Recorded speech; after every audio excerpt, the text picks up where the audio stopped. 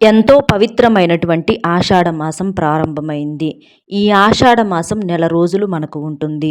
ఈ నెల రోజుల్లో కూడా ఆడవారు ఇంట్లో పొరపాటునైనా సరే ఈ కూర వండినా, అలాగే ఇంట్లో ఎవ్వరు తిన్నా కూడా అష్ట కష్టాల పాలైపోతారు, అప్పుల పాలైపోతారు.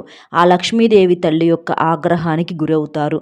ఆ తల్లి యొక్క కరుణా కటాక్షాలనేవి మీ మీద లేకుండా మీ జీవితంలో ఆర్థికంగా, అలాగే కుటుంబ పరంగా ఎన్నో రకాలైనటువంటి సమస్యలతో సతమతమైపోతూ ఉంటారనమాట.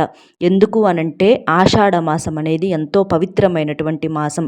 ఈ మాసంలో చక్కగా స్త్రీలు ఇలాంటి నియమాలు పాటిస్తూ ఇంట్లో ఈ కూరను గనక వండకుండా ఉన్నట్లయితే మీకు పట్టిందల్లా కూడా బంగారం అవుతుంది.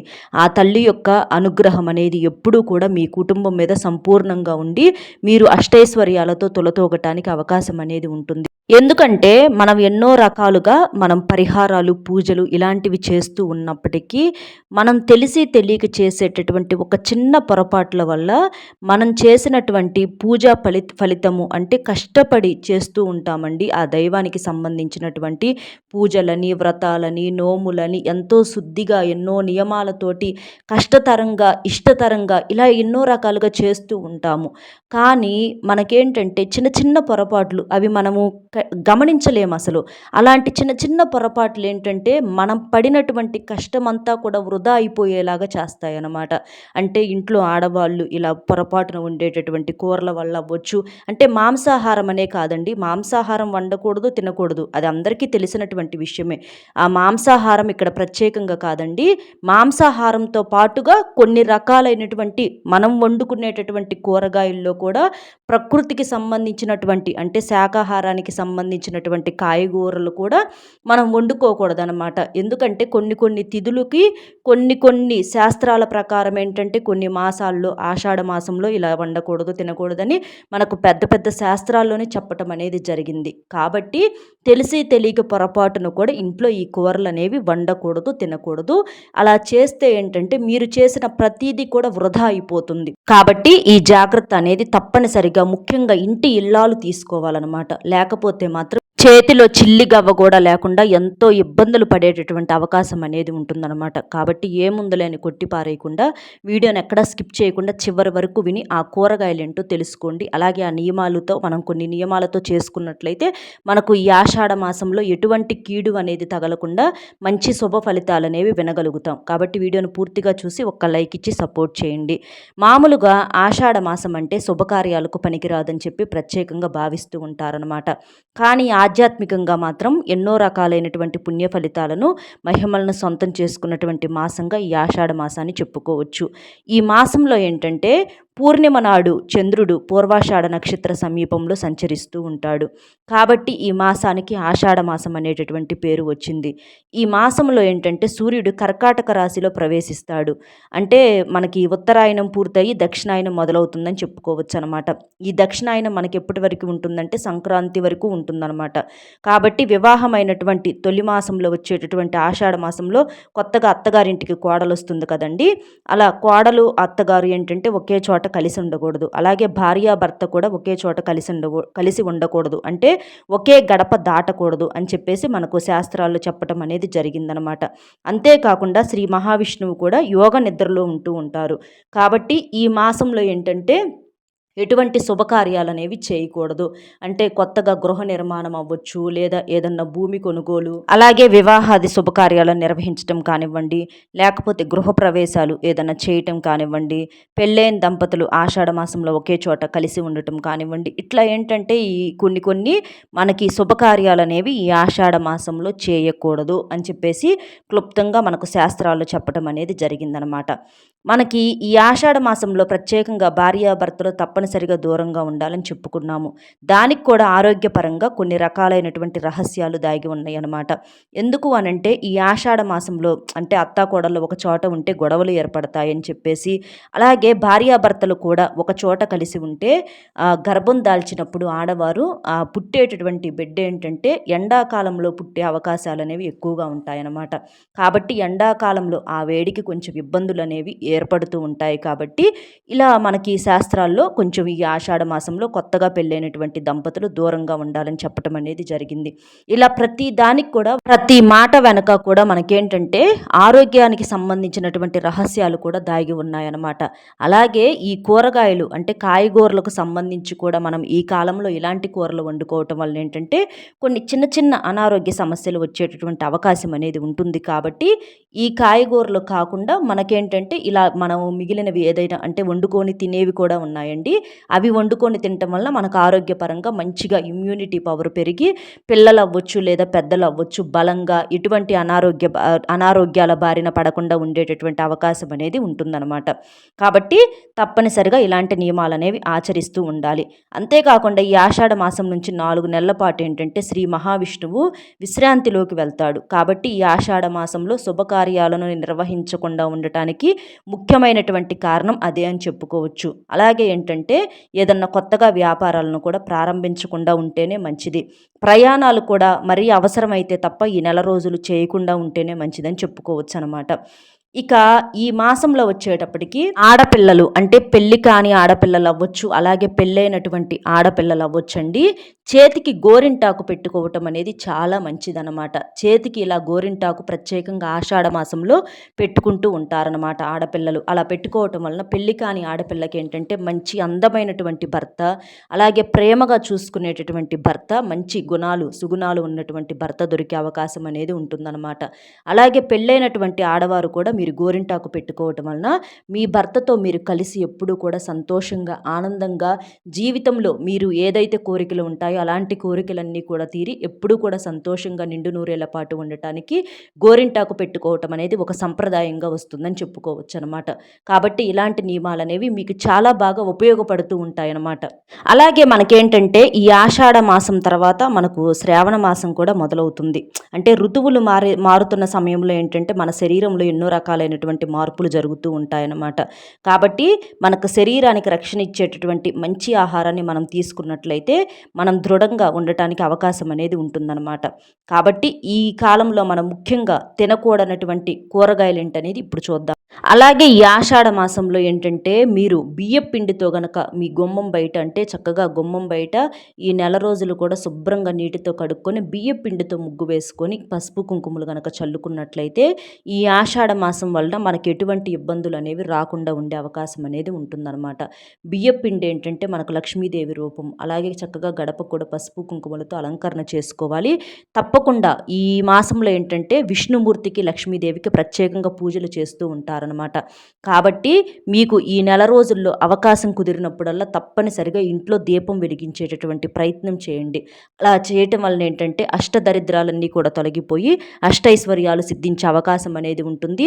ఆ మహావిష్ణువుతో పాటుగా లక్ష్మీదేవి యొక్క అనుగ్రహంతో మీరు సంపూర్ణంగా జీవితంలో ఒక స్థాయికి ఎదిగేటటువంటి అవకాశం అనేది ఉంటుందన్నమాట. ఎందుకంటే ధనానికి ఆది దేవత లక్ష్మీదేవి, ఆ మహాలక్ష్మి యొక్క కరుణా కటాక్షాలు అనేవి మన మీద ఉన్నప్పుడు మనం జీవితంలో మంచి స్థాయికి ఎదుగుతాం. ఇక తినకూడని కూరగాయల్లో వచ్చేటప్పటికి మొట్టమొదటిది వచ్చి ఉల్లిపాయ అండి. ఉల్లిపాయలు ఏంటంటే మనం ప్రతిరోజు కూడా కూరల్లో ఉల్లిపాయ లేకుండా కూరలు వండుకోము. ప్రతిరోజు కూడా ఏ కూరల్లో కూడా మనం ప్రతిరోజు ఒక ఉల్లిపాయ అయినా సరే వేస్తూ ఉంటామన్నమాట. ఉల్లిపాయ లేకుండా ఆ కూరను తినలేము అని చెప్పి భావిస్తూ ఉంటాము. కానీ ఈ నెల రోజులు కనుక మీరు ఉల్లిపాయను పక్కన పెట్టి మీరు కూర వండుకోవటం వలన మీకు చాలా పుణ్య ఫలితం అనేది దక్కుతుందన్నమాట. అలాగే వెల్లుల్లిని కూడా దంచి వేస్తూ ఉంటారు. అలా వెల్లుల్లిని కూడా ఈ నెల రోజులు కనుక మీరు కూరల్లో వేయకుండా ఉంటే మీకు చాలా మంచి జరుగుతుందండి. ఎందుకంటే ఉల్లిపాయ అవ్వచ్చు లేదా వెల్లుల్లి అవ్వచ్చు, ఇవేంటంటే కొంచెం ఘాటుగా ఉంటాయి. అలాంటివి ఈ ఆషాఢ మాసంలో వండటం వలన మనకు ఆరోగ్యపరంగా కొన్ని ఇబ్బందులు, అలాగే ఆషాఢ మాస పరంగా కూడా వండకుండా ఉంటే మంచిదని చెప్పేసి శాస్త్రాల్లో చెప్పడం అనేది జరిగింది. ఇక పుట్టగొడుగులు అంటే మష్రూమ్స్ వచ్చేటప్పటికి, ఈ మష్రూమ్స్ ఏంటంటే ఇవి కూడా మనకి ఏంటంటే దీంట్లో చాలా రకాలైనటువంటి మసాలాలు వేసి వండుతూ ఉంటారనమాట. ఈ మష్రూమ్స్ కూడా మీరు ఈ ఒక్క నెల రోజులు కనుక పక్కన పెట్టగలిగితే మీకు చాలా పుణ్య ఫలితం అనేది దక్కుతుందనమాట. ఈ మష్రూమ్స్ కూడా ఈ ఆషాఢ మాసంలో వండకూడని ఒక పదార్థంగా, ఒక కూరగాయగా అంటే ఒక వెజిటేరియన్గా చెప్పుకోవచ్చు. ఇక తర్వాత ఏంటంటే ఆకుకూరలండి. ఈ ఆకుకూరలు అనేవి ఈ ఆషాఢ మాసం నెల రోజులు కనుక మీరు వండుకో వండుకోకుండా తినకుండా ఉంటే ఇంట్లో మంచిది. ఎందుకంటే ఆకుకూరలు ఆరోగ్యపరంగా మంచియేగా అనేటటువంటి సందేహం మీకు రావచ్చు. కానీ ఏంటంటే ఈ ఆషాఢ మాసంలో ఆకుకూరలు వండకుండా తినకుండా ఉంటేనే మంచిది అని చెప్పేసి మనకు పెద్దవారు చెప్పటం అనేది జరుగుతుందన్నమాట. అంటే తోటకూర అవ్వచ్చు, లేదా పాలకూర, గోంగూర, పొన్నగంటి కూర, చుక్కకూర ఇలా ఏదైనా సరే మనం పప్పుల్లో పెట్టుకొని ముఖ్యంగా వండుకుంటూ ఉంటామన్నమాట. కానీ ఈ ఒక్క నెల రోజులు మాత్రం మీరు ఈ ఆకుకూరలు ఏవి కూడా పొరపాటును కూడా మీరు వండుకోకుండా ఉంటే మంచిది. అంటే పప్పుల్లో అవ్వచ్చు, లేదా పులుసుల రూపంలో అవ్వచ్చు, లేదా కూరల రూపంలో అవ్వచ్చు, గోంగూర పచ్చడి రూపంలో అవ్వచ్చు. ఇలా ఏంటంటే ఆకుకూరలు ఎక్కువగా వాడుతూ ఉంటారనమాట. కానీ ఈ ఒక్క నెల రోజులు మాత్రం ఈ ఆకుకూరలు వండకుండా ఉంటే మంచిది. కానీ ఒక ఆకుకూర మాత్రం వండుకోవచ్చండి ఈ నెల రోజుల్లో. అసలు ముఖ్యంగా మీరు తినాల్సినటువంటి ఆకుకూర అయితే మాత్రం అదే. దానికి రూపాయి ఖర్చు లేదు. అది మీకు అందరికీ కూడా అందుబాటులో దొరుకుతుంది. అది బంగారం కన్నా కూడా విలువైనటువంటి ఆకుకూర. అదేంటనేది నేను ముందు చెప్తాను, ఒకసారి ఇది వినండి. అలాగే సొరకాయ కూడా మీరు ఈ ఆషాఢ మాసంలో వండకుండా తినకుండా ఉంటే మంచిదనమాట. సొరకాయలు కూడా ఏంటంటే మనకి ఎప్పుడూ కూడా అంటే చాలామంది తక్కువగా ఇష్టపడుతూ ఉంటారు. కాకపోతే ఏంటంటే సాంబారుల్లో, చారుల్లో ఇలా కొంచెం పాలు పోసి వండుకోవటం, ఇలా సొరకాయలు వండుతూ ఉంటారనమాట. కానీ ఈ ఆషాఢ మాసంలో పచ్చడి రూపంలో అవ్వచ్చు, లేదా సాంబారుల్లో కావచ్చు, ఇట్లా దేంట్లో కూడా మీరు ఇవి సొరకాయలు అనేవి వేసుకోకూడదు. ఇక ఈ బెండకాయలు కూడా ఈ ఆషాఢ మాసంలో వండకూడదు.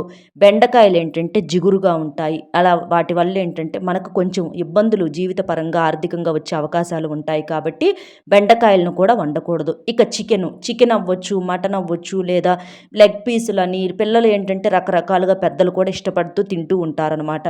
కానీ ఈ ఆషాఢ మాసం నెల రోజులు కూడా మీరు నాన్ వెజ్ అనేది తినకుండా ఉంటే చాలా మంచిది. అంటే చికెన్ అవ్వచ్చు, మటన్ అవ్వచ్చు, కోడిగుడ్డు కూడా, ఆఖరికి కోడిగుడ్డు కూడా మనకు మాంసాహారంతోనే సమానమండి. కానీ చాలామంది ఏంటంటే నాన్ వెజ్ తినకుండా ఉండలేరు.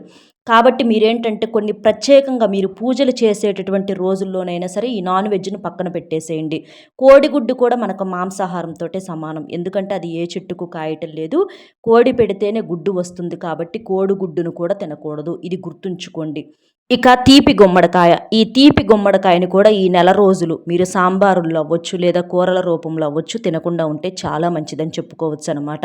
ఇక ముల్లంగిని కూడా పొరపాటును కూడా ఈ నెల రోజులు మీరు వండుకోకుండా తినకుండా ఇంట్లో ఉంటే మంచిదని చెప్పుకోవచ్చు అనమాట. అంటే ఇవి ప్రత్యేకంగా కూరల రూపంలో కాకపోయినా ఇట్లా సాంబారుల్లో వీటిట్లో ఎక్కువగా వేస్తూ ఉంటారు. కానీ ఈ నెల రోజులు ఇవి వాడకుండా ఉంటే మంచిది. అంటే ఉల్లిపాయ, వెల్లుల్లి, ఆకుకూరలు అంటే గోంగూర, పాలకూర, తోటకూర, అలాగే ఈ పొన్నగంటి కూర, ఇలా కొన్ని కూరలు ఆకుకూరలు ఉంటాయి. అలాగే ముల్లంగి, బెండకాయ, సొరకాయలు, అలాగే ఇవి మష్రూమ్స్ అవ్వచ్చు, నాన్ వెజ్ అవ్వచ్చు, కోడిగుడ్డు, ఇవి ఏవి కూడా గుర్తుపెట్టుకోండి. ఇక్కడ చూపించినట్లుగా ఈ నెల రోజులు మాత్రం ఇవి ఏవి మీరు తినకుండా చక్కగా నియమనిష్టలతోటి మీరు పూజ చేసుకున్నప్పుడు శుద్ధిగా చేసుకోవటం వలన మీకు కోటి జన్మల పుణ్య ఫలితం అనేది దక్కుతుంది. కోట్లు సంపాదించుకునే అవకాశాలు కూడా దొరుకుతాయని చెప్పుకోవచ్చు అనమాట. కాబట్టి తప్పనిసరిగా ఈ నియమాలు పాటించండి. ఈ కూరలు మాత్రం పొరపాటును కూడా వండొద్దు. ఇక్కడ చూపించేది వచ్చేటప్పటికి మునగాకండి. ఈ మునగాకును మాత్రం ఈ ఆషాఢ మాసంలో బ్రహ్మాండంగా తినవచ్చు. మునగాకు మనకు కొనే పని లేదు. ఎక్కడన్నా చెట్టు ఉంటే చక్కగా మునగాకును కోసుకొచ్చుకొని చక్కగా శుభ్రం చేసుకొని మీరు పప్పుల్లో అవ్వచ్చు, లేదా మనకి కూరల రూపంలో అవ్వచ్చు, మీరు మునగాకుని ఈ నెల రోజులు ఎంత చక్కగా తినగలిగితే అంత మంచిదండి. మీకు అన్ని పోషకాలు, విటమిన్స్ పిల్లలకు అవ్వచ్చు, లేదా పెద్దవాళ్ళకు అవ్వచ్చు, ఆరోగ్యం పర్ఫెక్ట్గా ఉంటుందన్నమాట. ఎందుకంటే మనకి ఈ సీజన్లో వచ్చేటప్పటికి కొంచెం వర్షాలు పడుతూ ఉండటము, కొంచెము ఏంటంటే అనారోగ్య సమస్యలు ఎక్కువగా వచ్చే అవకాశం అనేది ఉంటుంది. కాబట్టి ఈ మునగాకును మనం తినటం వల్ల ఏంటంటే రోగ నిరోధక శక్తి అనేది బాగా పెరుగుతుందన్నమాట. కాబట్టి ఖర్చు లేని ఈ ఆకుకూరను మాత్రం మీరు పుష్కలంగా వాడుకోవచ్చు. పప్పు రూపంలో అవ్వచ్చు, కూరల రూపంలో అవ్వచ్చు, చక్కగా మునగాకును తీసుకొచ్చుకొని శుభ్రంగా మునగాకు కారం కూడా చేసుకోవచ్చు అనమాట. ఇలా చేసుకొని తినటం వలన మీరు పిల్లలు, పెద్దలకి ఎటువంటి అనారోగ్య సమస్యలు అనేవి రాకుండా ఉంటాయన్నమాట. ఇక తర్వాత వచ్చేటప్పటికి ఏంటంటే నేరేడు పండ్లు అనమాట. ఈ సీజన్లో నేరేడు పండ్లు వచ్చే సమయం కాబట్టి మీరు ఈ ఆషాఢ మాసంలో తప్పకుండా నేరేడు పండ్లను కూడా తినండి. పిల్లలు అవ్వచ్చు, పెద్దవాళ్ళు పెద్దవారు అవ్వచ్చు, మీరు ఎలాంటి అనారోగ్య సమస్యలు ఉన్నా సరే చక్కగా మీరు ఈ నేరేడు పండ్లను తినవచ్చు అనమాట. అంటే చూసుకొని లెక్క ప్రకారం తినటం వలన మీకు చాలా మంచిదండి. పిల్లలు కూడా అంటే ఎటువంటి అంటే యాక్టివ్‌గా ఉండకుండా కొంచెం డల్‌గా ఉంటారు. కడుపులో నొప్పి ఇలాంటి సమస్యలు కూడా తగ్గిపోతాయి అనమాట. నేరేడు పండ్లు చాలా మంచిది. కంటికి, వంటికి చాలా మంచిదనమాట. కాబట్టి పిల్లలు, పెద్దలు చక్కగా ఈ నేరేడు పండ్లను కూడా కొనుక్కొచ్చుకొని తినండి. లేదా చెట్లుకున్నా కూడా చక్కగా కోసుకొచ్చుకొని తినండి. ఇలా ఈ మునగాకును, నేరేడు పండ్లను మాత్రం చక్కగా తినొచ్చనమాట. అందులో ఎటువంటి ఇబ్బందులు లేవు. అలాగే కూరగాయల్లో, ఆకుకూరల్లో వచ్చేటప్పటికి మనం చూపించినటువంటి కూరగాయలు తప్ప ఇక మిగిలినవి మీరు ఏవైనా తినొచ్చండి. ఇబ్బందయితే ఏమీ లేదు. అవి మాత్రం ఎటువంటి కూరల్లో కూడా ఈ ఒక్క నెల రోజులు ఆపుకోగలిగితే మీకు పుణ్య ఫలితం అనేది దక్కుతుందనమాట. మీరు చేసే పూజ దైవానికి చెందుతుందని చెప్పుకోవచ్చు. ఆ లక్ష్మీదేవి తల్లి యొక్క కరుణా కటాక్షాలు మీకు దక్కుతాయని చెప్పుకోవచ్చు. అలాగే ఈ నెల రోజులు కూడా చక్కగా ఇంట్లో పూజ చేసుకోండి. అలా చేయటం వలన మీకు ఆర్థికంగా బాగా కలిసి రావటము, అప్పుల సమస్యలు ఏదన్నా ఉన్నా తీరిపోయే అవకాశం అనేది మీకు దొరుకుతుందనమాట. ఇంకా ఏంటంటే ఈ నెల రోజుల్లో వచ్చేటప్పటికంటే ఉప్పు అవ్వచ్చు, లేదా మనకి ఇంట్లో వంటగదిలో దొరికేటటువంటి వస్తువులు ఇవి ఎవరికన్నా అప్పుగా ఇవ్వటం, ముఖ్యంగా ఉప్పు అవ్వచ్చు, లేదా పసుపు అవ్వచ్చు, ఇలాంటివి ఎవరికి పాలు, పెరుగు ఇలాంటివి ఎవ్వరికి బదులుగా ఇవ్వకూడదనమాట. అలా ఇస్తే ఏంటంటే ఆ వస్తువుల రూపంలో లక్ష్మీదేవి బయటికి వెళ్ళిపోయే అవకాశం అనేది ఉంటుందన్నమాట. కాబట్టి ఈ పాలు, పెరుగు, ఉప్పు, పసుపు ఇలాంటివి కొన్ని కొన్ని ఎవ్వరికి కూడా పొరపాటును కూడా అప్పుగా కానీ చేయబదులుగా కానీ ఇవ్వొద్దు.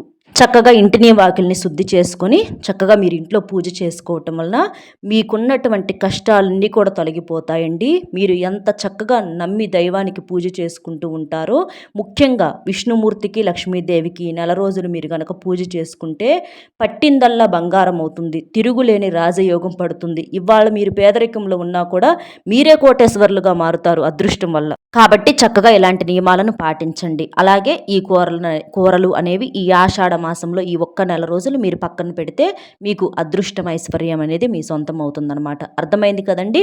ఏవి తినాలి, ఏవి తినకూడదు అన్న విషయం కూడా పూర్తిగా వీడియోలో అర్థమైంది కదా. వీడియో నచ్చితే ఒక్క లైక్ ఇచ్చి సపోర్ట్ చేయండి. మీరు లైక్ చేయడం వల్ల వీడియో మరికొంతమందికి చేరి వారు కూడా తెలుసుకుని ఉపయోగించుకునే అవకాశం అనేది ఉంటుంది. కాబట్టి అలాంటి అవకాశాన్ని ఒక్క లైక్ ద్వారాగా ఇవ్వగలరు. అలాగే మీకు తెలిసినటువంటి మిత్రులు కూడా షేర్ చేస్తే హెల్ప్ అవుతుంది. మొట్టమొదటిసారిగా మన ఛానల్ చూస్తుంటే సబ్స్క్రైబ్ చేసుకుని పక్కనే ఉన్నటువంటి ఆల్ అనే బెల్ని క్లిక్ చేస్తే నేను పెట్టే ప్రతి వీడియో కూడా ముందుగా మీకు నోటిఫికేషన్ రూపంలో చేరుతుంది. కాబట్టి ఒక్క లైక్ ఇచ్చి సపోర్ట్ చేస్తారని చెప్పి మనస్ఫూర్తిగా కోరుకుంటూ కామెంట్ బాక్స్లో ఓం శ్రీ మహాలక్ష్మియే నమః అనేటటువంటి కామెంటింగ్ చేయటం వలన విష్ణుమూర్తి ఆ మహాలక్ష్మి యొక్క అనుగ్రహాలు ఎప్పుడూ కూడా మీ కుటుంబం మీద ఉండి మీరు ఎప్పుడూ కూడా అష్టైశ్వర్యాలతో తొలతూగుతారు. అలాగే ఉండాలని చెప్పి మనస్ఫూర్తిగా కోరుకుంటున్నామండి. అలాగే ఒక లైక్ కూడా ఇచ్చి సపోర్ట్ చేస్తారని చెప్పి మనస్ఫూర్తిగా కోరుకుంటూ మరొక మంచి విశేషంతో మళ్ళీ కలుద్దామండి. సర్వేజన సుఖినో భవంతు. నమస్కారం.